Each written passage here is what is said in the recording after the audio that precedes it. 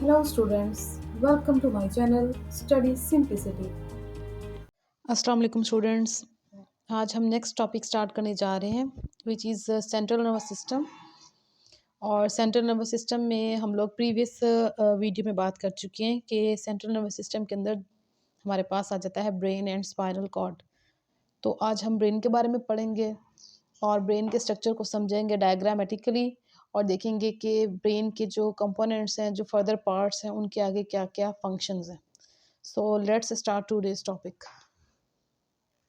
Okay, अगर हम brain की बात करें तो हमारी बॉडी के अंदर जितनी भी एक्टिविटीज़ हैं, all activities all activities of body are under the control of brain. हमारी बॉडी की जितनी भी एक्टिविटीज़ हैं, तमाम एक्टिविटीज़ को ब्रेन कंट्रोल करता है और ये बाकी ऑर्गन्स को गाइड करता है या फिर उनको बताता है, रिस्पॉन्स बताता है कि किस तरह को बाकी ऑर्गन्स ने जो है वो रिस्पॉन्स शो करवाना है। तो ये हमारी बॉडी का मेन सेंटर है, मेन कंट्रोल सेंटर है ऑफ ऑल द एक्टिविटीज़।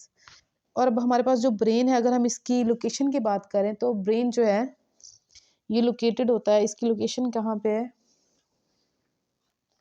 अगर हम इसकी लोकेशन की बात करें तो ब्रेन हमारे पास लोकेटेड है, it is located in the cranium.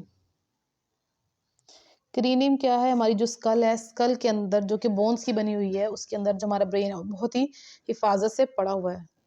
तो ये क्रेनियम क्या है? क्रेनियम बेसिकली बोन्स का बना हुआ एक सांचा है, जिस सांचे के अंदर हमारा जो ब्रेन है वो बहुत ही हिफाजत से रखा हुआ है।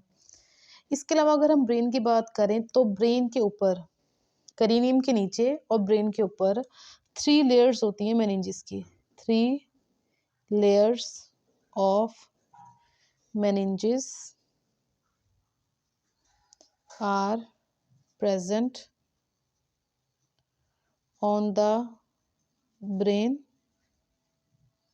ब्रेन के बिल्कुल ऊपर होती हैं ये लेयर्स और स्कल के बिल्कुल नीचे होती हैं। और इन 3 लेयर्स ऑफ मेनिंजेस का काम क्या है? इनका काम है कि ब्रेन को एक्स्ट्रा प्रोटेक्शन देना, उसको एक्स्ट्रा हिफाजत प्रोवाइड करना, ताकि किसी भी तरह की इंजरी की सूरत में ब्रेन जो है उसके डैमेज की जो चांसेस है उनको कम से कम किया जा सके। और अब यहाँ पे हमारे पास जो मेनिंजेस हैं, मेनिंजेस के साथ साथ मेनिंजेस के अलावा ब्रेन के पास कुछ फ्लूइड फील्ड वेसिकल्स भी होती हैं जिन्हें वेंट्रिकल्स कहते हैं।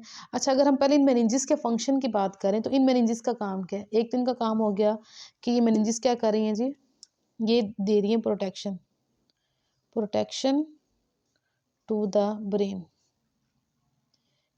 ये किसका फंक्शन है? ये है फंक्शन मेनिंजेस का। तो एक तो इनका फंक्शन होगा कि ये प्रोटेक्शन दे रही है ब्रेन को, इसके अलावा ये क्या कर रही हैं?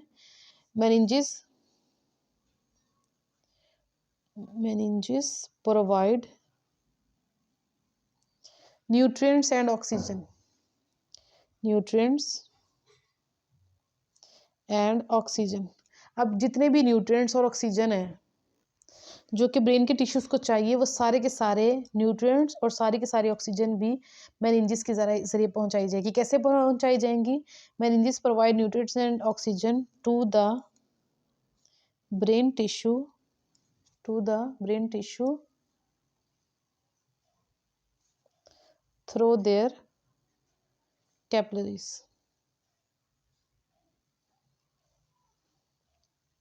अब मेनिंजेस के पास जो ब्लड कैपिलरीज हैं, उन ब्लड कैपिलरीज के अंदर जो ऑक्सीजन है, जो न्यूट्रिएंट्स हैं, वो सारे के सारे न्यूट्रिएंट्स प्रोवाइड किए जाएंगे ब्रेन को, टिश्यूज को। तो मेनिंजेस के दो फंक्शन है, एक तो प्रोटेक्शन टू द ब्रेन, कि ब्रेन के बाहर मौजूद है और इनका काम ब्रेन को प्रोटेक्ट करना है, और दूसरा इनका क्या काम हुआ है कि ये न्यूट्रिएंट्स और ऑक्सीजन प्रोवाइड करेंगी ब्रेन के टिश्यूज को। इसके अलावा अगर हम बात करें तो इन मेनिंजेस के अलावा ब्रेन के पास कुछ fluid field fluid field ventricles भी होते हैं।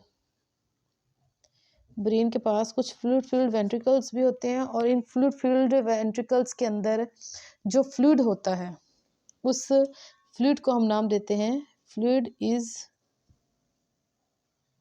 नॉन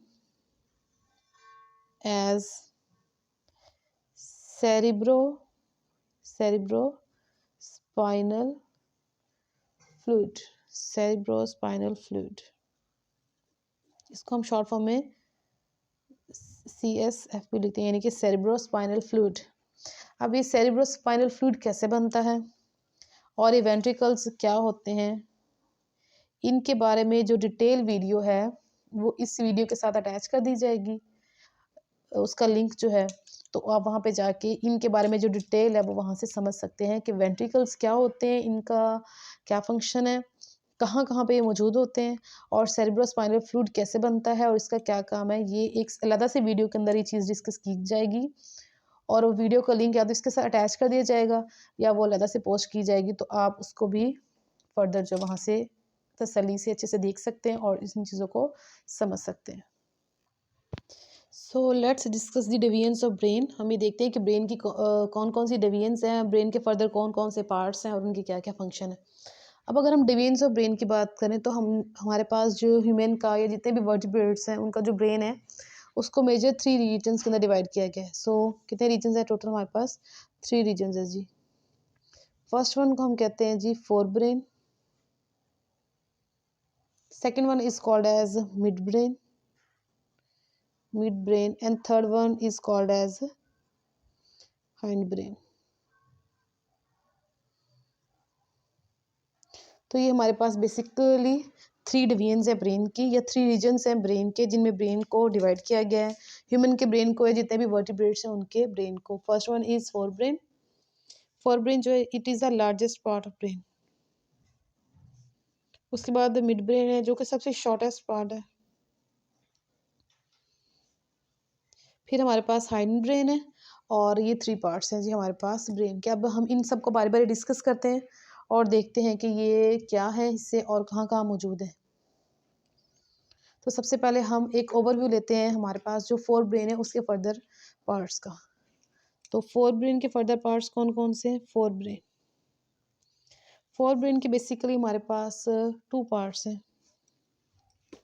एक को हम नाम देते हैं cerebrum and the second one is called as diencephalon. ये फर्दर पार्ट्स है हमारे पास। फोर ब्रेन के 2 पार्ट्स हैं, एक है सेरिब्रम और एक डाइनसेफ्लॉन। अब यहाँ पे जो है हमारे पास आ जाते हैं, बुक के अंदर वर्ड लिखा हुआ थैलेमस, हाइपोथैलेमस और हिप्पोकैम्पस, ये भी फर्दर डाइनसेफ्लॉन के ही पार्ट्स हैं। तो यहाँ पे कंफ्यूज नहीं होना है कि बुक के अंदर थैलेमस, हाइपोथैलेमस और ये लिखे हुए हैं। बेसिकली हमारे पास फोर ब्रेन के 2 पार्ट्स हैं, सेरिब्रम और डाइनसेफ्लॉन। डाइनसेफ्लॉन के आगे अंदर कुछ स्ट्रक्चर्स आ जाते हैं जिसमें हमारे पास आ जाता है थैलेमस आ जाता है। थैलेमस के अलावा हमारे पास हाइपोथैलेमस आ जाता है। ठीक है, हाइपोथैलेमस के अलावा हमारे पास जो है वो एपिथैलेमस आ जाता है। तो ये कुछ फर्दर पार्ट्स हैं। इसके अलावा एपिथैलेमस से हमारे पास आ जाता है पीनियल ग्लैंड। तो इसके अलावा और भी कुछ स्ट्रक्चर्स हैं, लेकिन अभी हम जो बुक के अंदर स्ट्रक्चर्स हैं उनकी बात करेंगे। थैलेमस और हाइपोथैलेमस ये दोनों डाइनसेफ्लॉन के हिस्से हैं, और जो हिप्पोकैम्पस है जो कि मेमोरी को स्टोर करने के लिए होता है वो सेरिब्रम का हिस्सा है। तो सेरिब्रम के अंदर इसका एक हिस्सा और आ जाता है विच इज़ हिप्पोकैम्पस। और सेरिब्रम के अंदर हमारे पास इसके लोब्स भी आ जाते हैं। कौन कौन से लोब्स हैं? इसके अंदर हमारे पास 4 लोब्स आ जाते हैं। Frontal lobe, parietal lobe, occipital lobe, और फोर्थ पे हमारे पास आ जाता है टेम्पोरल लोब। तो ये सेरिब्रम के भी हमारे पास कुछ फर्दर पार्ट्स आ जाते हैं। इसके अलावा सेरिब्रम के अंदर एक पार्ट आता है, हिस्सा आता है जो कि याददाश्त के लिए होता है, विच इज़ हिप्पोकैम्पस। ये भी सेरिब्रम के अंदर होता है, थोड़ा डेप्थ के अंदर होता है ये वाला जो हिस्सा है ना हिप्पोकैम्पस, और ये मेमोरी स्टोरेज में हेल्प आउट करता है। तो ये कुछ फर्दर पार्ट्स हैं फोर ब्रेन के। अब इनको समझने के लिए चलें पहले हम इसी को हाइंड ब्रेन के पार्ट्स को डिस्कस करते हैं, फिर हम डायग्रामेटिकली इन चीज़ों को समझेंगे। मिड ब्रेन की अगर हम बात करें तो मिड ब्रेन के अंदर हमारे पास फर्दर कोई उसके फर्दर पार्ट्स नहीं है। हाइंड ब्रेन के फर्दर पार्ट्स हैं। हाइंड ब्रेन के कौन कौन से पार्ट्स हैं? सबसे पहले हमारे पास जो हिस्सा आ जाता है वो है सेरिबेलम। सेरिबेलम। सेकंड पे हमारे पास आ जाते हैं पोन्स, और थर्ड पे आ जाता है मेड्यूला ऑब्लोंगेटा। तो ये फर्दर कुछ पार्ट्स हैं हमारे पास हाइंड ब्रेन के। सेरिबेलम, सेरिब्रम नहीं है, सेरिबेलम है। सेरिब्रम जो है वो हिस्सा है फोर ब्रेन का। सेरिबेलम है, पोन्स एंड मेडुला ऑब्लोंगेटा, ये फर्दर हमारे पास कुछ पार्ट्स हैं हाइंड ब्रेन के। मिड ब्रेन के कोई भी पार्ट्स नहीं है फर्दर। मिड ब्रेन वैसे ही shortest part of the brain है। अब हम डायग्रामेटिकली इन चीज़ों को समझते हैं कि fore brain, mid brain, hind brain कहाँ पे होते हैं और इनकी लोकेशन क्या है। सो यहाँ तक आपको वीडियो इन्फॉर्मेटिव लगा है। अगर वीडियो इन्फॉर्मेटिव लगा है तो इसको लाइक करें, शेयर करें और चैनल को सब्सक्राइब करें। और ब्रेन की फर्दर पार्ट्स को डायग्राम के अंदर हम नेक्स्ट वीडियो में डिस्कस करेंगे, जिसमें हम डायग्राम बनाकर देखेंगे कि ब्रेन के कौन कौन से पार्ट्स हैं और इनके क्या क्या फंक्शंस हैं। Hope so you like this video, give a big thumbs up. जज़ाकल्लाह। Thanks for watching. Like and share this video and subscribe to my channel.